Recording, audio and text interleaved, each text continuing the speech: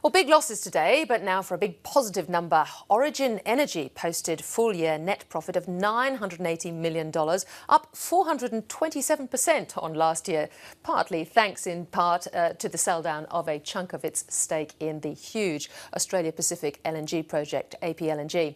Underlying profit rose 33% to $893 million. The company is also Australia's largest electricity retailer, and Chief Executive Grant King shared a few of his views on results and the industry with me earlier.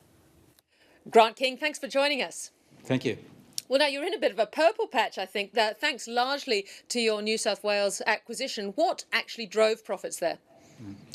Well, quite rightly, as you said, Tikki, we did acquire New South Wales energy businesses, retail businesses and Gentrader assets in the 2010-11 year, and of course this is the first full year effect of that acquisition. We nearly doubled our customer numbers as a result of that acquisition, and our energy sales volumes increased substantially.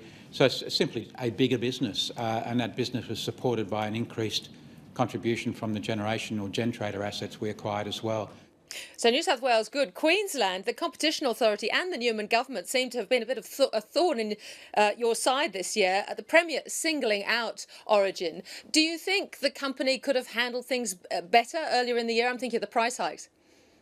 Yes, I think the two-part answer to that question is what was firstly the underlying issue, and that is that tariffs in Queensland, or some of the tariffs in Queensland, are set by the QCA. And we disagreed with the basis upon which they set those tariffs, and we've initiated a judicial review accordingly. We moved those tariffs that we were free to move, consistent with our belief about what appropriate tariffs ought be, and clearly that clashed in some areas with the Queensland Government's intention to freeze some of those tariffs. At the end of the day, those tariffs that were subject to the freeze we pulled back, and the other tariffs that we were free to deal with, we did so. Just one on the carbon price. You mentioned that your generators are needing to push, I think, about $1 billion in carbon price costs through at the wholesale level. What do you make of the political argy-bargy at the retail level over how much of price rises have the carbon price at their heart? So you're quite right. Carbon costs affects generators. That goes into the wholesale cost of energy, and the wholesale cost of energy is passed through to consumers. And that is largely quite efficiently reflecting the underlying carbon price of around $23 a tonne. In a typical bill, so for example, for a customer in New South Wales, a typical bill would have somewhere between $150 to $200 being that carbon price element.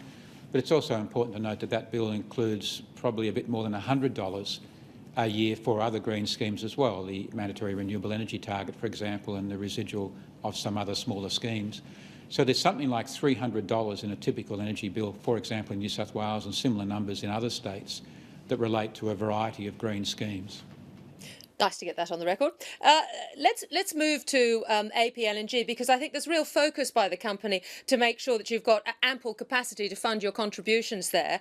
Beyond your existing domestic customers, I assume you give a pretty short shrift to the idea put forward by some, like Manufacturing Australia, and the idea of a reserve put buy for domestic manufacturing at a lower price.